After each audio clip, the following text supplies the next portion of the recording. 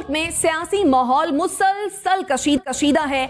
ये सब ऐसे हालात में हो रहा है जब मुल्की मईशत इंतहाई नाजुक सूरत हाल से दो चार है। महंगाई में आए दिन इजाफा हो रहा है, मुल्की कर्ज हर दिन के साथ बढ़ रहा है, डॉलर के मुकाबले में रुपए की कदर गिर रही है और स्टॉक एक्सचेंज में शदीद मंदी चल रही है। हुकूमत को एक तरफ तो पहली बार सिविल मिलिट्री तनाज़े का सामना है, दूसरी तरफ अमरीका पाकिस्तान से नाराज है, जबकि अहम दोस्त चीन को भी पाकिस्तान से शिकायतें हैं। हमारा सवाल है, सियासी अदम इस्तेहकाम, कमजोर मईशत और खारजी चैलेंजेस क्या हुकूमत के लिए खतरनाक साबित हो सकते हैं? एनबीसी कहिएगा, सियासी अदम इस्तेहकाम, कमजोर मईशत या फिर खारजी चैलेंजेस, आपके ख्याल में हुकूमत के लिए सबसे बड़ा चैलेंज क्या है इनमें से? हुकूमत के लिए सबसे बड़ा चैलेंज उसकी अपनी बैड गवर्नेंस है।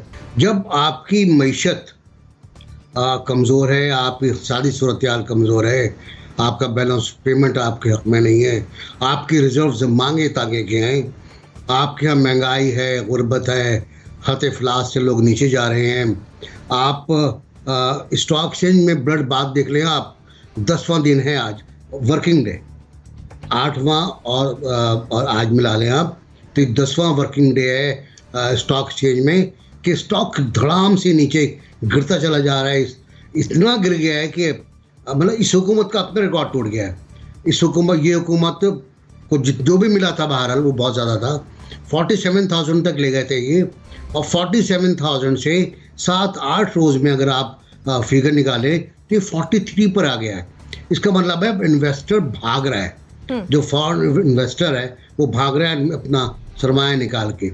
अब आ जाते हैं आपके ऊपर जो कर्जे हैं बैरून मुल्क के और मुल्क के कर्जे, वो तकरीबन 40,000 अरब रुपए हैं जो आपको 24,000 अरब मिले थे।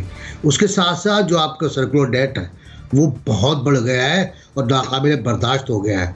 फिर आप पे गैर मुल्की कर्जे लदे चले जा रहे हैं, किसी न किसी बहाने आप जो कर्जे डेफर करा रहे हैं वो भी हमारे ऊपर ही है ना। पाकिस्तान पे कर्जे हैं कि माफ़ कर दिया, उधार तेल दे दिया, वो भी कर्जे ही है, वो भी हमारे कर्जों में जमा हो रहा है, प्लस पॉइंट हो रहा है। अच्छा, जो दो बातें आपने कही अमेरिका और चीन से ताल्लुकात की, वो एक ऐसी हकीकत है जिससे अब आप इनकार नहीं कर सकते आप कि चीन भी आपसे नाराज़ है। चीन का बाकायदा प्राइम मिनिस्टर भी कह चुके हैं कि हाँ CPEC में सुलह हुआ था, CPEC अब काम स्लो हो गया था, बाद में उनकी तरजीहें आई गुजराने की, लेकिन बात बिल्कुल वही है कि वो चीनी सफ़ीर जो भाग भाग के मिलते हैं ना हर हफ्ते किसी न किसी से, उसी कोई वजह होती है, वो तफरीह में नहीं मिलते हैं। कर्जा भी ये कि अगर पिछली हुकूमतों ने लिया, मैं पहले भी ये बात कह चुका हूँ कि 70 साल में हमने 25,000 अरब रुपए का कर्जा लिया और इन्होंने 3 साल में जो है वो 15,000 अरब रुपए का कर्जा लिया, यानी 25,000 से उसको 40,000 पे इन्होंने पहुंचा दिया। तो ये बिल्कुल वाज़ेह सी बात है कि ये पॉलिसी नहीं थी तो कर्जा ले लेके ये काम चला रहे हैं और कर्जे लेकर मजीद बढ़ा रहे हैं। आखिरी बात मैं कहूँगा खारजा पॉलिसी की जो आपने बात कही, देखिए इन दोनों का ताल्लुक, माशी इस्तेहकाम का ताल्लुक भी बराह रास्त जो है वो आपके खारजा पॉलिसी से बनता है। ये पिछले 3 साल में ये खारजा पॉलिसी पे कोई नुमायाँ कामयाबी हासिल नहीं कर सके, चाहे वो कश्मीर का मसला हो, मोदी ले गया, ये कुछ नहीं कर सके। अफ़गानिस्तान के मसले पे हमें इन्होंने मज़ीद तन्हाई का शिकार कर दिया है, जिस तरह खुलेआम इन्होंने तालिबान की हिमायत की है और वकालत की है। अब हम आइसोलेट हो गए, हम तन्हाई का शिकार हैं और अफ़गानिस्तान हमारे लिए एक और मुसीबत बन के इसलिए आ गया है कि उसकी अपनी इकॉनमी तबाह है। अब हम क्या करेंगे? हमारे वजीर कहते हैं कि जी हम उनकी मदद करेंगे, हमारे पास तो अपने लोगों को खिलाने के लिए नहीं है, हम अफगानिस्तान को क्या देंगे? तो ये गलत फैसले जो है ना खारजा पॉलिसी में कर करके हमने पड़ोसियों से ताल्लुकात बेहतर नहीं किए, जिसकी वजह से हमारे अखराजात सिक्योरिटी पे बहुत ज़्यादा लग रहे हैं और हमारी मईशत ख़राब हो रही है। मुज़म्मिल साहब, हम फॉरेन पॉलिसी के चैलेंजेस की भी बात कर रहे हैं। हम देख रहे हैं कि अमरीका पाकिस्तान से नाराज़ है, अमरीकी सदर का फ़ोन नहीं आ रहा है, नायब अमरीकी वज़ीर ख़ारजा भारत में बैठकर पाकिस्तान के खिलाफ सख्त बयानात दे रही हैं, चाइना के सदर जो हैं वो भी जो है वो हमसे बात नहीं कर रहे हैं, और हम बार बार जो है वो एक ही बात कर रहे हैं कि अफगानिस्तान को जो है वो तस्लीम किया जाए, तालिबान को तस्लीम किया जाए। कहीं ना कहीं आपके ख्याल में जो ये खारजा पॉलिसी है हमारी वो कमज़ोर है, क्या वजह है इसकी? दूसरी बात आपने खारजा पॉलिसी की है, अफगानिस्तान की, अमेरिका की, चीन की। देखें, आपकी खारजा पॉलिसी की कोई सिमत होती है।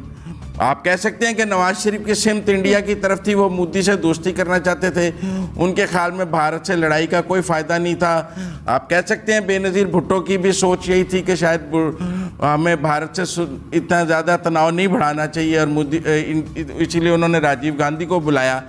लेकिन कोई ना कोई किसी ना किसी पॉलिटिकल गवर्नमेंट की कोई ना कोई डिप्लोमेटिक जो है सिमत होती है।